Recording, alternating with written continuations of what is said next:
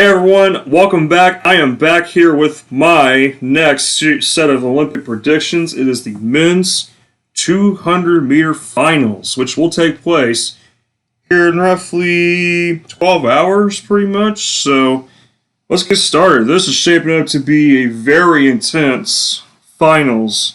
Quite a loaded field here, so we're going to go through this pretty quickly. Then I'm going to get to my medalists, who I think are going to medal here. So, 8 participants. The semis were pretty intense, actually. Erriyon Knighton won his heat comfortably. Then you had Noah Lyles finish third. Slight scare there for the U.S. athlete overall. You had Aaron Brown and also Josephine Bullay from Liberia qualify in that heat overall. Yeah, that was pretty close. That was a close one. Noah Lyles got pretty lucky there. He slowed down a little too much. He got the lead there. Then, how about Andre DeGrasse? My goodness, he just stormed at 1973 in his heat, the semifinal heat number 3, the final one. Also featuring Kenny Banarik in that heat too. He ran pretty well as well, close to his personal best of 1978. All right, let's go through the list. We got Jareen Richards. In heat in lane 2 from Trinidad and Tobago. Now, he's ran a personal best of 1997, but he's only ran 20.10 this year. It's going to be pretty tough for him to medal. He's going to have to really run the best race of his life for sure if he wants to medal. I think it's going to be a very quick finals race, just like the 100-meter was. I'm expecting no different with this one. You got Noah Lyles, who might be, I don't know. Now after watching the grass race in the semifinals, the favorite could be shifting to him. We'll see, but Noah Lyles might still be the favorite to win gold here. Of course, Noah Lyles has ran 1950. That was back in 2019. He was in pretty top form there. That's the 4th fastest 200-meter of all time. This year he struggled a little bit. As we know, Noah Lyles struggled a bit in the early goings this year. It wasn't until the summer he started to kind of get back to his older self. He didn't qualify in the 100 during the trials. He failed to do that. And I'm sure the pressure was on him with the 200, but he ran a season best in 1974 in the Olympic trials 200-meter finals. So that kind of was a sign that maybe he might be back to where he was in 2019 potentially, or getting towards it, but he's ran 19.98 or 19.99, in the semis so far. I think he's definitely capable of much faster, so we'll see what happens. Noah Lyles is known as a second half 200-meter runner. He's doesn't have the greatest starts from what I see, but when you get to the second half of the race, he's lights out pretty much. He does it. He can do it all at that point. Aaron Brown's in lane 4 with a season best of 19.99. That came in the semis. He's ran 19.95, but again, like Jareen Richards, he's going to have to put on a lifetime best performance to even medal, in my opinion. But dude's definitely got some power in his run, in his speed, so we'll see what happens. His Canadian teammate only 2 lanes over to the right. We'll see how that goes. Erriyon Knighton, the young phenom of the USA. This person, he is just unreal. Could he be the next Usain Bolt? We'll see. It's only time will tell at this point. But Erriyon Knighton's well on his way to getting towards that mark.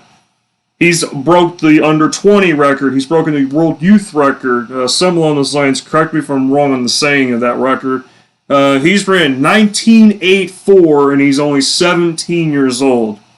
Let me repeat that again. He's ran 19.84 and he's only 17 years old. That should say something about him. He's a real threat to medal in this race.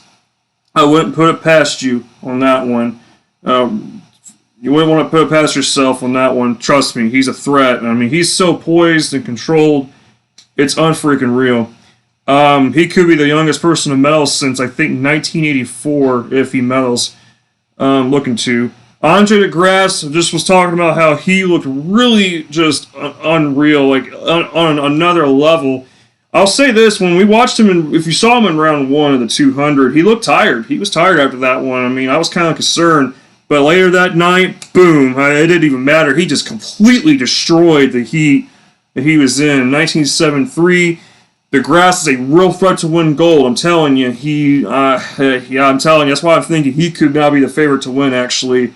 DeGrasse, looking to try and get that gold medal. I don't think he's won a gold medal in the Olympics yet. I believe so. I think he's won gold in other events, of course, but he won bronze, of course, in the 100s, so let's see what happens here. You got Kenny Banarik, who's pretty much right there, too. He's ran 19.78. Really tall, 6'2" tall. Got such powerful. He's been really good all year. I've noticed this too. But Banarik has been very solid. I don't think he's had really one completely disastrous race that I've seen. I don't know, but he's been pretty much on top of things ever since this year began. So, Banarik also a threat to win. Joseph Bullay is a very interesting runner now. I've been waiting to talk about him in this video because if you recall, Bullay runs for Florida, University of Florida. He actually won the collegiate 200-meter final in the NCAA Track and Field D1 Championships up in Oregon. He ran a season best and personal best in that race of 19.91. His starts are complete trash. Well, I don't want to put it like that. That's kind of a bit hard. Well, he doesn't have good starts. I'll just put it that way. But I'll tell you this, it's the second half where he literally turns into a freight train. I'm not joking. This dude turns into a freight train in the second half of the race. That could be a dark horse kind of thing for me, but I'm not sure. If Bullay got a good start, I damn sure guarantee he'd medal, honestly. He has to get a good start if he gets the ball rolling like that. By some chance, he's going to medal most likely. He's got a powerful second half 200-meter stint with him. And then rounding out the field, Rashid Wire of Jamaica. He's ran 19.80 back in 2015, but his season best is only 2013, so he's going to have to definitely click on all cylinders. Definitely a fast-loaded field with this one. So let's get to the medalists, and I'll talk with the participants now. It was a little tricky with who I wanted to go with these predictions. It can go either way. It just depends on the start. Like I talked about in the 100, there's a lot of mechanics involved in there. You got to get a good start. You got to get your drive in. High knee lift. Just, not straining too much, but being in control but fast. There's a lot that goes into it. Sprinting's a complex thing. I don't even think about it at times, but it's a lot more complex than we think. But you don't want to let it get in your head like that with it being complex. You want things to go right, but you just go with the flow. There's some athletes that just go with it and they do really well, like Erriyon Knighton is right now, for example. So my bronze medalist is Kenneth Banarik of the USA. I absolutely think he can win gold, but it's just the way I think about it. Silver medalist, a lot of you are going to be pissed off because a lot of you were probably thinking I think he's going to go gold. And I was going to pick him for gold until the semis. It's Noah Lyles. Like I said, he struggled a little bit this year. I'm pretty sure there's even more pressure on him than when he won the World Championship 200-meter race in Doha 2 years ago. He won that. By the way, I forgot to mention, he is the reigning world champion in the 200. I don't know what time he ran in that race. From looking at footage, he probably ran 19.7 or something like that. I don't know. I'm sure he ran closer to his PR that day. He didn't run 19.50 in Doha. I thought he did, but he ran that over the summer that year.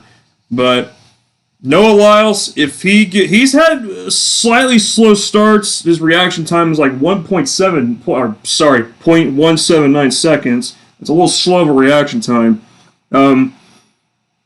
I think it's tough because Lyles, I know he can do so much more. I know he's capable of such a destructive 200, but it's been hard. I'm just trying to go with my gut instinct. The last time I did not go with my gut instinct, it backfired me a little bit with the Trayvon Bromell situation. I originally was thinking, man, I don't think he's going to make the 100-meter final. Sure enough, he doesn't.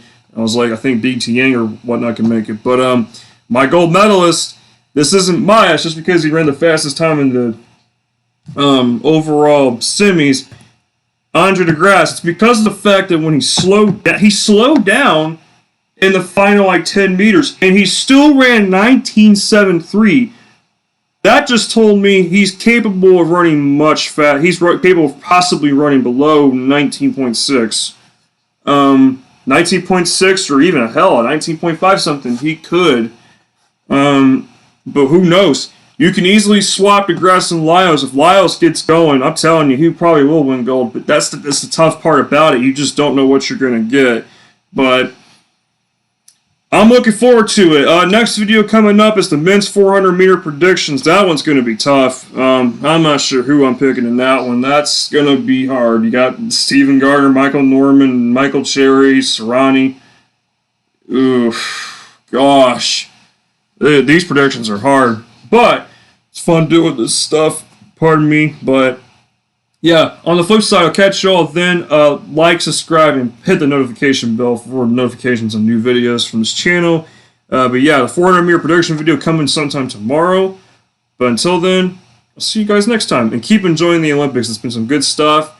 But hey, we're only getting closer to the end. It's getting more spicy. I'll see you guys next time.